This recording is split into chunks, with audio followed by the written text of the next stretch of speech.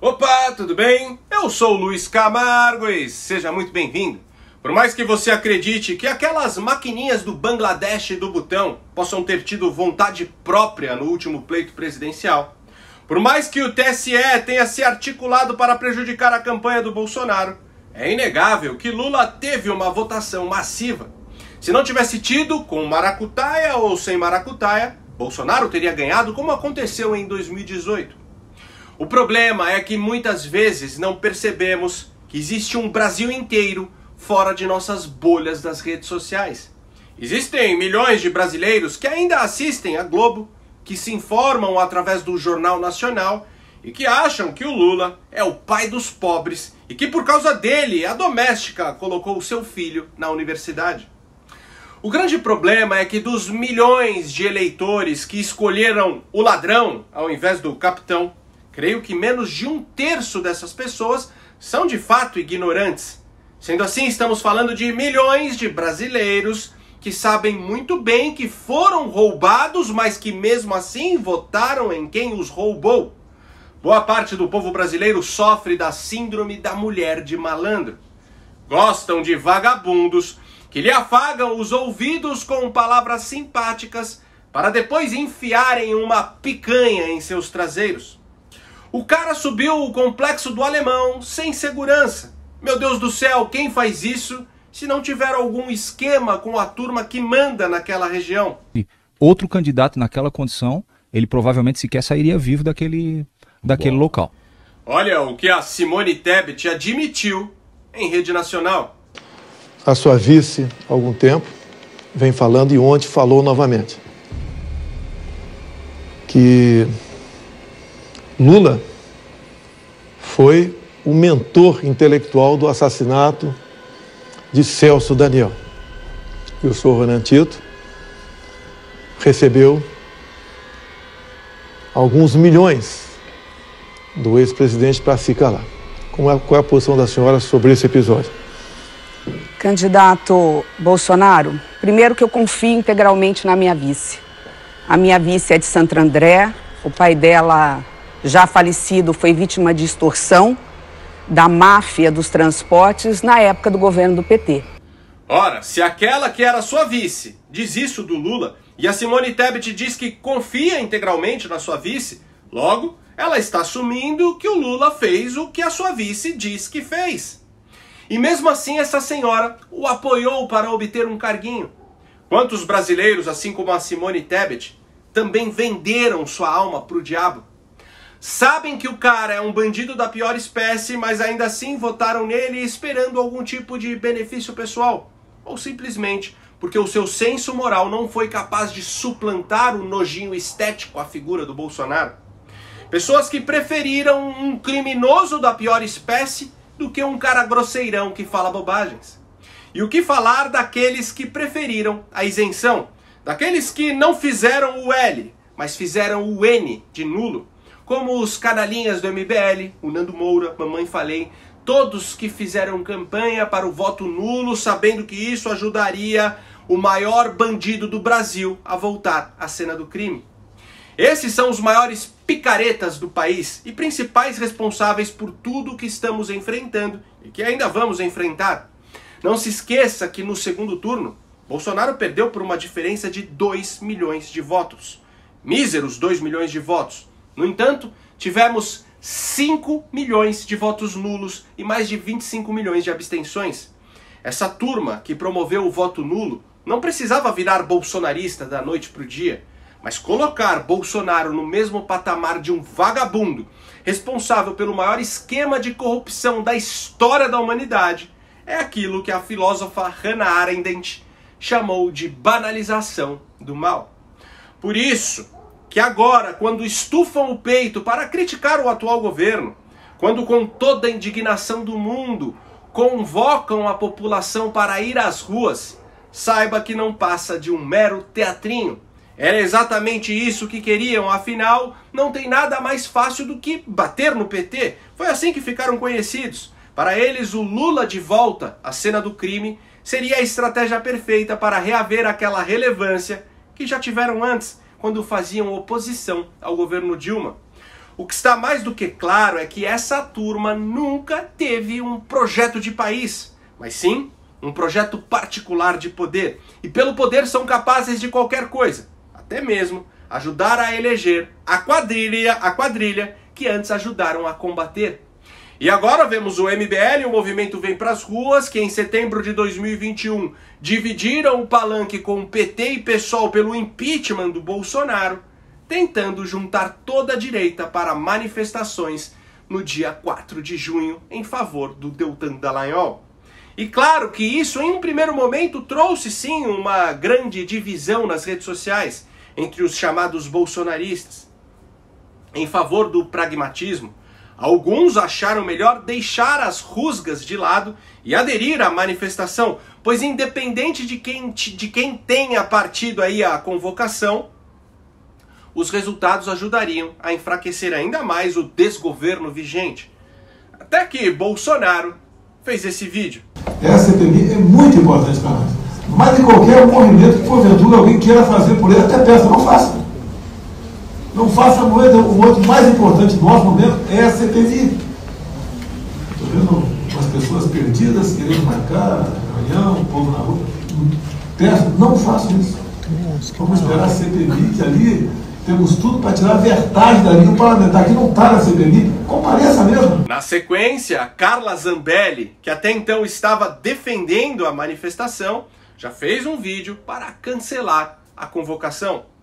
Agora, surgiu um fato novo de que o presidente Bolsonaro pediu textualmente para não fazer manifestação. Pediu hoje. Hoje. E eu só tomei conhecimento agora dessa live.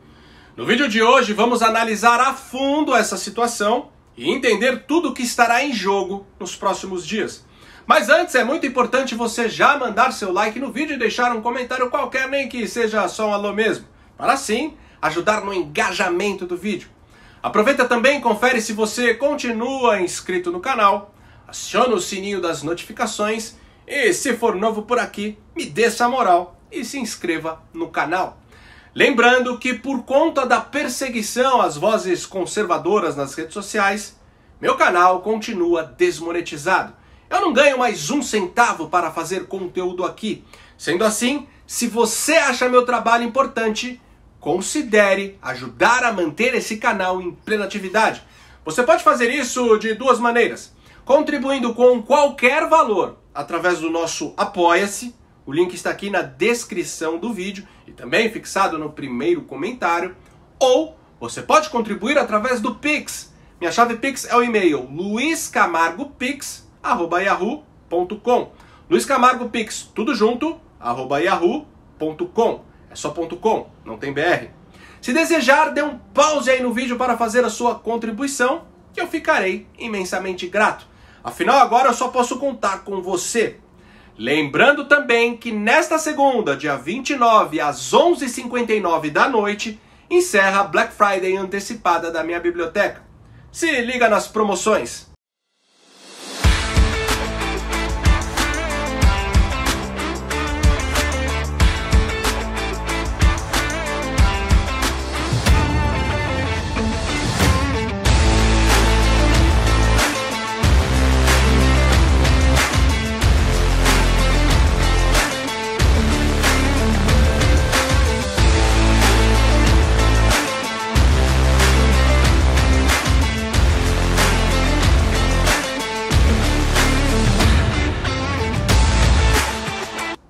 Como dizia Francis Bacon, conhecimento é poder.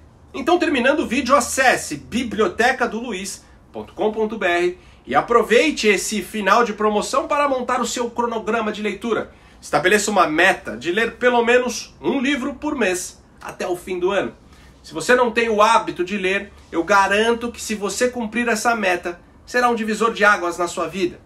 O tempo que você passa assistindo Netflix ou vendo futilidades no celular pode muito bem ser substituído pela leitura de um bom livro. Você se comunicará melhor, terá mais criatividade no seu trabalho, seu raciocínio será mais rápido e fluido, você será uma pessoa mais interessante dentro do seu convívio social e, principalmente, deixará de ser massa de manobra do Estado. E, claro, Comprando livros na minha biblioteca, além de investir no seu conhecimento, você também estará ajudando na manutenção deste canal. Bom, recado dado, então vamos lá. Como a gente sabe, no início deste mês o STF formou maioria para derrubar o indulto de graça constitucional concedido pelo ex-presidente ao então deputado federal Daniel Silveira. Em abril do ano passado, o STF condenou Silveira a 8 anos e 9 meses de prisão no regime fechado, pagamento de multa no valor de R$ 192 mil, além da cassação dos seus direitos políticos. Para se ter uma ideia, a pena base de homicídio são 6 anos de reclusão. Ou seja, caso você tire a vida de uma pessoa, você pode ser condenado a 6 anos de prisão. Daniel foi condenado a quase 9 anos, simplesmente porque disse a alguns ministros da Suprema Corte o que todo brasileiro sente vontade de dizer. Só que diferente de todo brasileiro, os deputados e senadores, de acordo com o artigo 53 da Constituição, são invioláveis, civil e penalmente, por quaisquer de suas opiniões, palavras e votos. Além disso, os ministros julgaram Daniel através de uma acusação que foi fundamentada numa lei já revogada, a Lei de Segurança Nacional. E uma das supostas vítimas, Alexandre de Moraes, foi quem definiu a punição do réu. E na Lei dos Crimes de Responsabilidade de 1950, no artigo 39, inciso 2, diz que é crime de responsabilidade um magistrado proferir julgamento quando, por lei, seja suspeito na causa. O que significa que os ministros que condenaram Silveira não poderiam sequer julgá-lo. Diante disso, o ex-presidente, fazendo uso de uma prerrogativa constitucional, concedeu a graça de indulto a Daniel Silveira. E para que não tivesse risco de contestação, Bolsonaro o indultou de acordo com decisões anteriores do próprio ministro Alexandre de Moraes. Bom, o artigo 5º da Constituição diz exatamente quais são os crimes insuscetíveis de graça presidencial. Abre aspas. A prática da tortura, o tráfico ilícito de entorpecentes e drogas afins, o terrorismo e os definidos como crimes hediondos por eles respondendo os mandantes, os executores e os que, podendo evitá-los, se omitirem. Fecha aspas. Como se vê, não encontramos o crime de xingar ministros do STF. Daniel Silveira não matou ninguém e nem colocou bomba em qualquer lugar como fez Cesare Battisti, que ganhou o indulto do Lula com a devida anuência da Suprema Corte.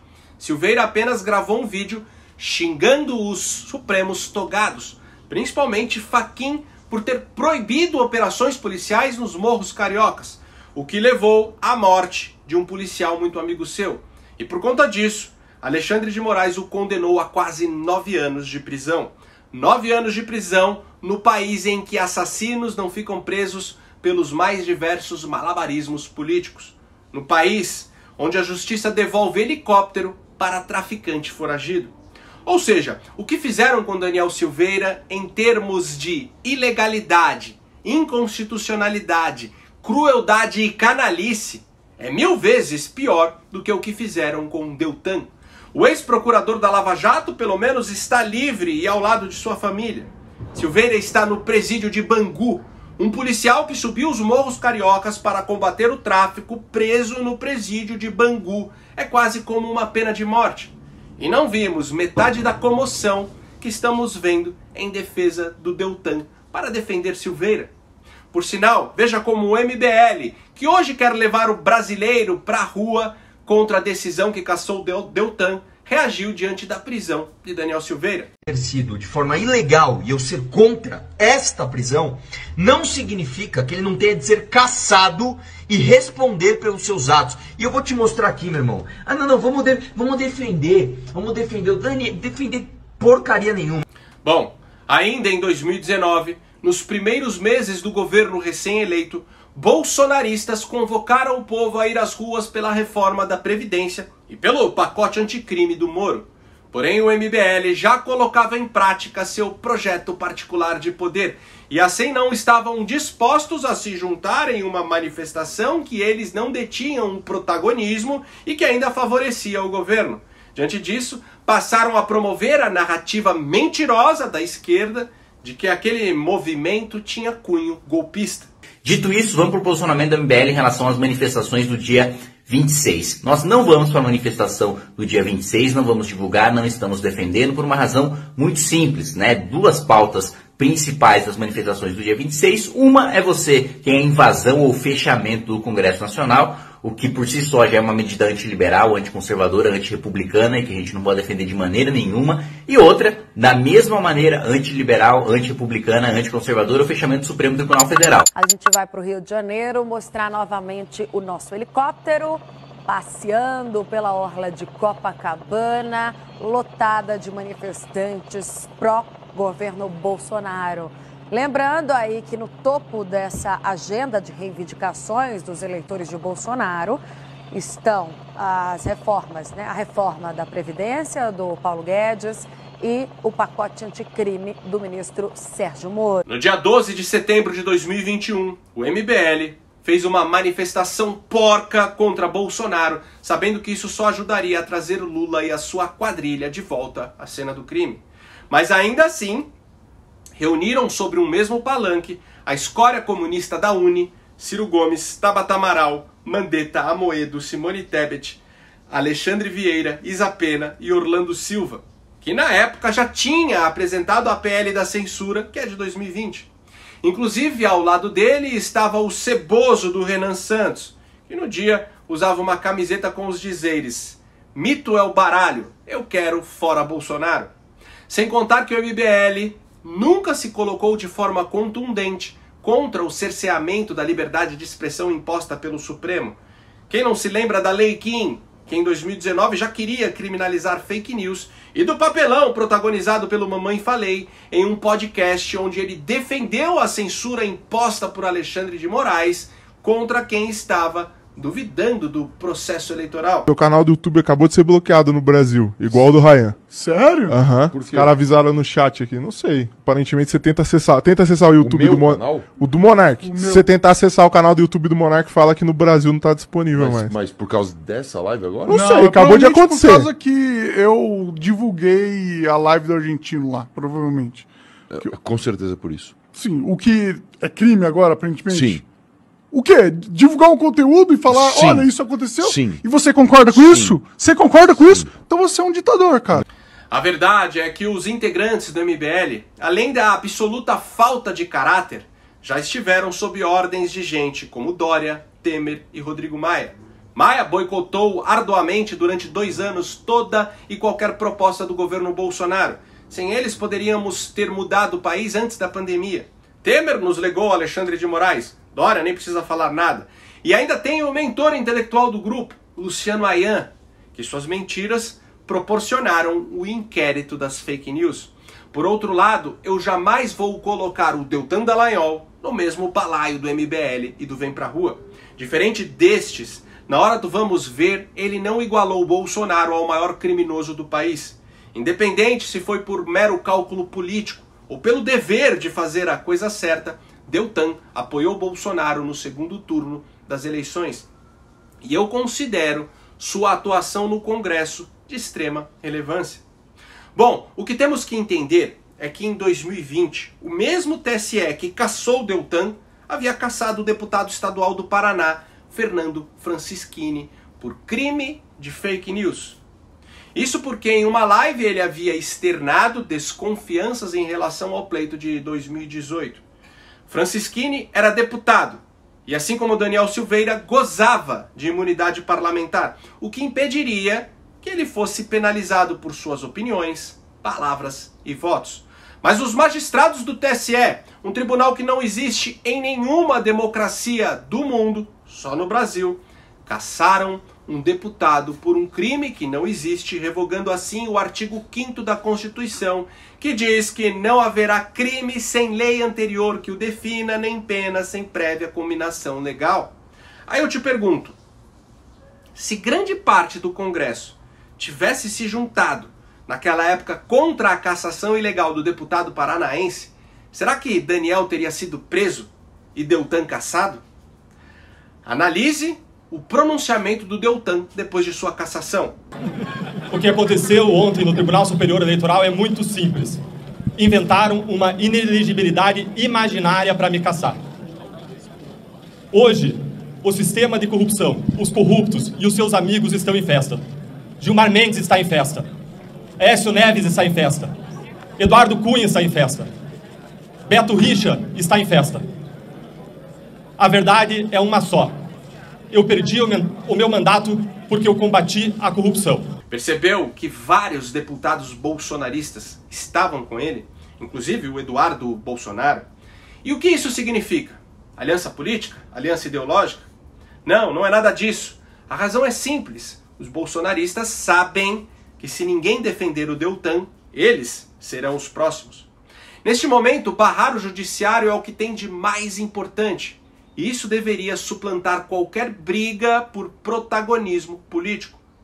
Bom, o bolsonarismo nas ruas tem uma força estrondosa, mas não podemos simplesmente negar que a Dilma talvez não seria empichada se todos os espectros do antipetismo não tivessem se juntado e suplantado suas diferenças em prol desse objetivo comum. Para usarmos um exemplo mais recente, há 2 semanas atrás, liberais e conservadores estavam juntos contra o PL da censura, cada um trabalhando à sua maneira, mas funcionou. O Congresso não conseguiu maioria para a votação e o governo só ficou mais fragilizado. O que estou querendo dizer é que, inevitavelmente, uma hora ou outra, teremos que nos juntar por causas comuns. O chanceler alemão do século XIX, Otto von Bismarck, dizia que a política é a arte do possível. Traduzindo para os nossos dias, eu diria que a política é a arte do que tem para hoje. Isso significa que temos sempre que trabalhar com os recursos que estão disponíveis, e não com possibilidades hipotéticas ou possibilidades futuras. O conservador é um pragmático por essência. Por exemplo, da CPI do MST ou da CPMI dos atos de 8 de janeiro, pode surgir um pedido de impeachment com forte adesão política. No entanto, não existe impeachment sem o povo nas ruas. São necessários 4 ingredientes para que um pedido de impeachment prospere. Primeiro, um Congresso ocupado por maioria de oposição. Nós temos. Segundo, um presidente da Câmara respaldado por essa oposição. Nós temos. Terceiro, um vice sedento por poder disposto a conspirar contra o presidente. Não tenho dúvida que nós temos também. E o quarto e mais importante ingrediente, o povo na rua mostrando seu descontentamento com o governo. E justamente esse nós não temos. Afinal, o resultado do 8 de janeiro serviu para deixar o brasileiro acuado em casa. Mas enfim, o problema dessa convocação do MBL para o dia 4 de junho é que não existe uma pauta clara. Já aprendemos que sair às ruas por causas genéricas, como a defesa da liberdade, não tem qualquer efeito concreto. E vamos combinar que sair às ruas pelo Deltan Dallagnol, sendo que não saímos pelas centenas de presos políticos, pelos jornalistas que estão exilados, ou pelo deputado condenado a 9 anos de prisão por crime de opinião, não faz muito sentido. O Bismarck, do canal Hipócritas, um comediante, meu Deus do céu, um comediante, está preso também por crime de opinião. A juíza Ludmila Lins Grilo foi afastada da magistratura porque tecia críticas ao ativismo judicial. Anderson Torres, ex-ministro da Justiça, ficou 4 meses preso por suposta omissão diante dos atos de 8 de janeiro, sendo que no dia nem no Brasil ele estava. Já o general G. Dias, ministro do Lula, aparece em um vídeo sendo completamente omisso, quiçá condescendente com os vândalos, e ele sequer foi investigado. Diante disso tudo, querem nos convocar para ir às ruas para tentar reverter a cassação do Deltan Dallagnol? Claro que a cassação foi ilegal e precisa ser revertida, mas ir às ruas tendo isso como pauta é combater o sintoma e não a causa dos males. É como ter uma infecção na garganta e tomar apenas um analgésico para tirar a dor por um momento, ao invés de tomar um antibiótico para combater a infecção. Aí eu te pergunto, será que o MBL, Dallagnol e o Moro sairiam às ruas para combater a infecção? Será que convocariam o povo para pedir o impeachment do Alexandre de Moraes? Para pedir o impeachment dos juízes do TSE? Será que o Deltan ou o Moro teriam coragem para pedir isso? Sair às ruas por liberdade ou por um único deputado da patotinha que foi pego pelo regime ilegítimo que tomou conta desse país demonstra apenas covardia em face do verdadeiro problema. O MBL sabe que essas manifestações teriam um efeito nulo. O que eles querem é se empoderar politicamente, visando as eleições de 2024 e 2026. O único problema é que, para isso, eles precisam daqueles que até ontem chamavam de gado. Pois sem o gado bolsonarista, eles não enchem nenhuma quadra da Avenida Paulista.